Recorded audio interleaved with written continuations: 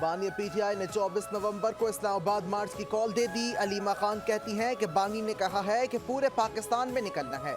26वीं आईनी तरमीम करके 10 साला मार्शल लॉ कायम किया गया। अब हमें अपने मुस्तकबिल का फैसला करना है। फैसल चौधरी ने कहा कि बानी पीटीआई ने इस्लामाबाद मार्च के लिए कमेटी कायम कर दी। एहतजाज में पीटीआई की पूरी लीडरशिप निकलेगी। हमारा मुतालबा है कि 26वीं तरमीम वापस ली जाए और हमारा मैंडेट वापस किया जाए। बगैर ट्रायल गिरफ्तार लोगों को रिहा किया जाए। वज़ीर आला केपी अली अमीन गंडापुर ने एहतजाज के लिए तैयारियां मुकम्मल कर ली। कहते हैं अलीमा खान ने एहतजाज की तारीख का ऐलान कर दिया है।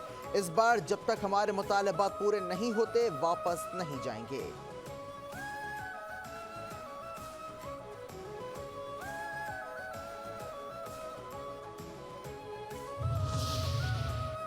माहौलियाती तब्दीलियों से निपटने के लिए आलमी बरादरी पाकिस्तान की मदद करे। इकदाम ना उठाए तो नुकसान होगा। वज़ीर आज़म शहबाज शरीफ का बाकू में कॉन्फ्रेंस से खिताब। कहते हैं माहौलियाती तब्दीली की वजह से पाकिस्तान को सैलाब की सूरत में नुकसान हुआ। हम ग्लोबल वार्मिंग से होने वाले नुकसान को रोकने में नाकाम रहे। तरक्की पसीर ममालिक के 2030 विजन पर अमल के लिए $6.8 ट्रिलियन की ज़रूरत है। महफूज मुस्तकबिल के लिए माहौलियाती तहफ़्फ़ुज़ पर हंगामी बुनियादों पर काम करना होगा।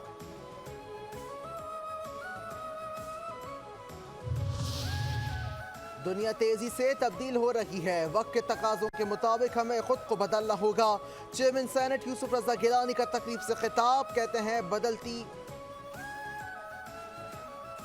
माहौलियाती आलूदगी के खिलाफ तनहा इकदाम नहीं कर सकते। पाकिस्तान 30% गाड़ियों को दिहाइयों के आखिर तक मुतबादिल तवानाई पर मुतकबिल करेगा। वज़ीर आज़म शहबाज शरीफ का बाकू में कॉन्फ्रेंस से खिताब। कहते हैं आलमी बरादरी की हिमायत और मदद की ज़रूरत है। 2 साल पहले कहा था कि मुस्तकबिल हमारे जामे इक़दामात का मुतकाज़ी है। समझता हूँ कि क्लाइमेट फाइनेंस को ग्रांट की शक्ल देनी चाहिए।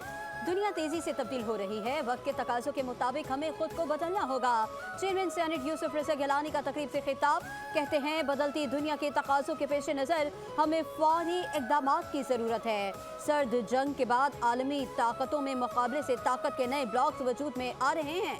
नए इत्तेहादों ने अक़वाम मुत्तहिदा और WTO जैसे आलमी इदारों को भी पीछे छोड़ दिया है।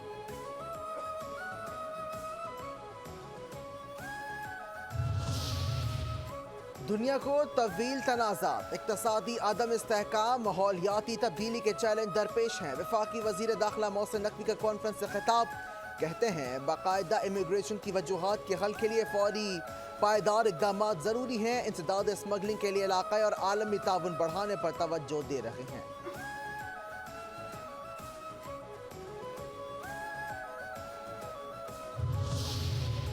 दुनिया के आलूदा तरीन शहरों में लाहौर और दिल्ली सरे फहरिस्त, मुल्तान दूसरे और इस्लामाबाद तीसरे नंबर पर।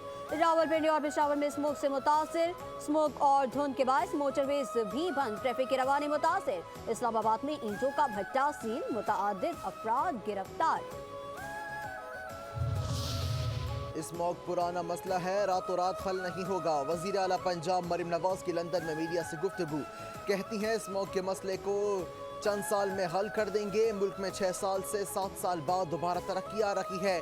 मईशत बेहतर हो रही है। पाकिस्तान जल्द मुश्किल से निकल आएगा। रावलपिंडी में ज़िला इंतज़ामिया का फ़ज़ाई आलूदगी के खिलाफ हंगामी ऑपरेशन। SOPs की खिलाफ वर्जी पर 2 सनती यूनिट सील, 9 लाख रुपए जुर्माना। 24 ईंटों के भट्टे मिस्मार, 13 ईंटों के भट्टों को काम से रोक दिया।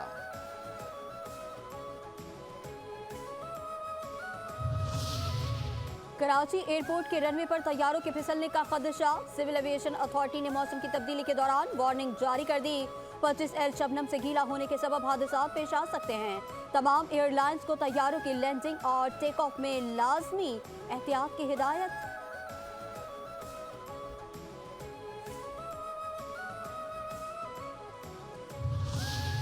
मुल्क के मुख्तलिफ शहरों में ज़लज़ले के झटके। इस्लामाबाद, पेशावर, मर्दान, एबटाबाद, बुनेर, चित्राल, स्वाबी, मालाकंड, हंगू और दीगर इलाकों में ज़लज़ले के झटके महसूस किए गए। ज़लज़ला कोहे पैमा के मुताबिक ज़लज़ले की शिद्दत रेक्टर स्केल पर 5.3 और गहराई 220 किलोमीटर रिकॉर्ड की गई।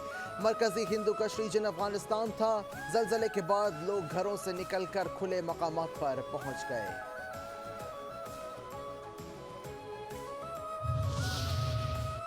भारत का चैंपियंस ट्रॉफी के लिए पाकिस्तान आने से इनकार, इवेंट के शेड्यूल का ऐलान ताखीर का शिकार। 20 नवंबर तक ऐलान न करने की सूरत में आईसीसी को कानूनी चाराजोई का सामना करना पड़ सकता है। जराये के मुताबिक पाकिस्तान और भारत के बगैर टूर्नामेंट के इनेकाद से आईसीसी को शदीद माली नुकसान होगा।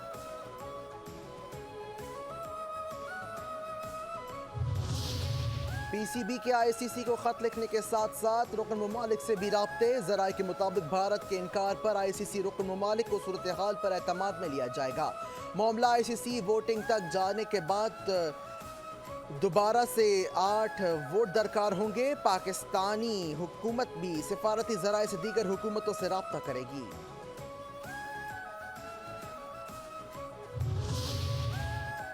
वनडे रैंकिंग में शाहीनों की सबसे ऊंची परवाज, बाबर आजम नंबर 1 बल्लेबाज और शाहीन शाफरीदी नंबर 1 बॉलर बन गए।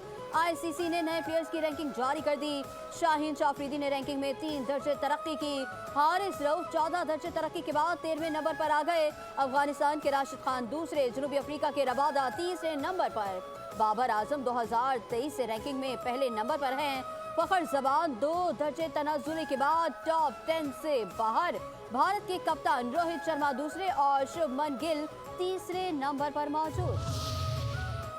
पाकिस्तान और ऑस्ट्रेलिया के दरमियान पहला T20 मैच कल होगा। पाकिस्तान क्रिकेट टीम के कप्तान मोहम्मद रिजवान को ऑस्ट्रेलिया में दोस्तों की याद आने लगी। कहते हैं फखर जमान, इफ्तिखार अहमद और मोहम्मद आमिर और शादाब खान बड़े खिलाड़ी हैं।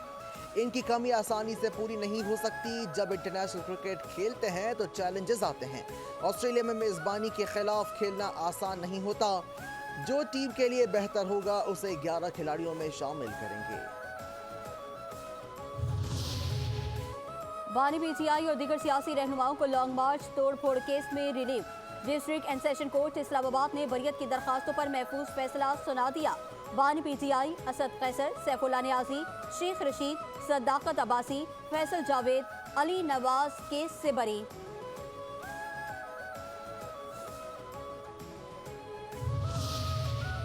तहरीक इंसाफ की सियासत सड़क छाप सियासत से भी बदतर हो चुकी है। पीटीआई की सियासी पैदाइश एहतजाज, धरने और जलसों की शर्त पर हुई। पंजाब की वज़ीर इत्तलात असम बुखारी का बयान, कहती हैं एम्पायर की उंगली साजिशी किरदार। सहूलतकारी बानी की सियासत का किबला है। चोर चोर की गिरदान करने वाले का अपना पूरा टब्बर चोरी में रंगे हाथों पकड़ा गया। पंजाब की तरक्की फितना पार्टी से हज़म नहीं हो रही।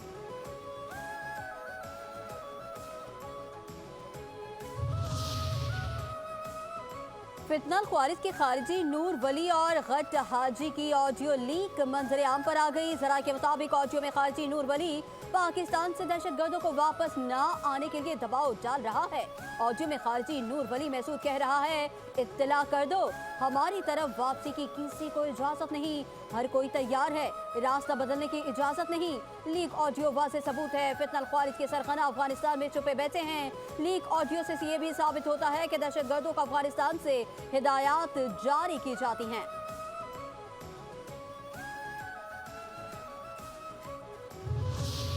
मालाखंड के इलाके फलेशा कोट में सीडीडी और दहशतगर्दों में झड़प। 3 दहशतगर्द मारे गए। दहशतगर्दों की लाशें बटखला मुंतकिल। दहशतगर्दों के खिलाफ ऑपरेशन इंटेलिजेंस बुनियाद पर किया गया।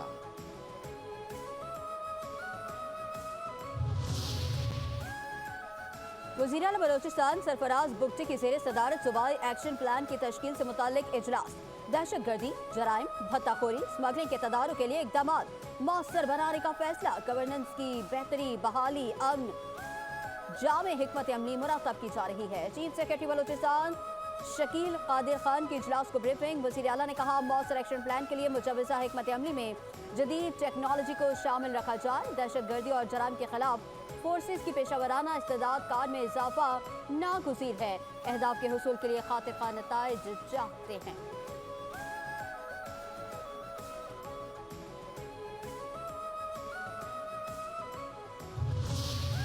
कराची समेत सिंध भर में बलदियाती ज़िमनी इंतखाबात कल होंगे। आज इंतखाबी मुहिम चलाने पर पाबंदी आए। तर्जुमान इलेक्शन कमीशन के मुताबिक आज किसी भी किस्म की रैली और जलसे की इजाज़त नहीं। खिलाफ वर्जी पर सख्त एक्शन होगा।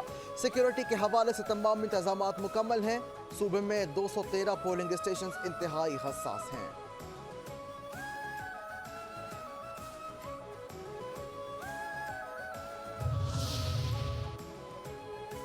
जमात इस्लामी का पोलिंग स्टेशन पर रेंजर्स तैनात करने का मुतालबा। अमीर जमात इस्लामी कराची मुन्नम जफर खान कहते हैं 136 पोलिंग स्टेशन को हसास करार दिया गया है। तमाम पोलिंग स्टेशन को हसास करार दिया जाए। तमाम पोलिंग स्टेशन पर कैमरे नस्ब किए जाएं। घर के करीब स्कूल पोलिंग स्टेशन होना चाहिए ताकि लोग वोट डाल सकें।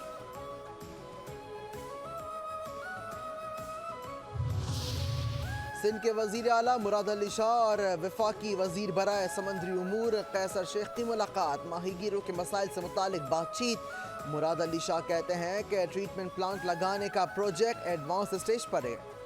बड़े ट्रॉलर की वजह से मछली की अफजाइश को नुकसान पहुंचता है। वेस्ट वाटर ट्रीट करके सनतों को मुहैया करेंगे।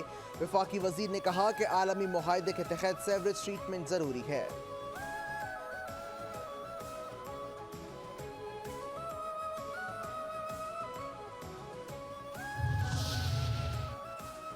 सिंध के सीनियर वजीर शर्जील इनाम मेमन की ज़ेर सदारत महकमा ट्रांसपोर्ट का इजलास।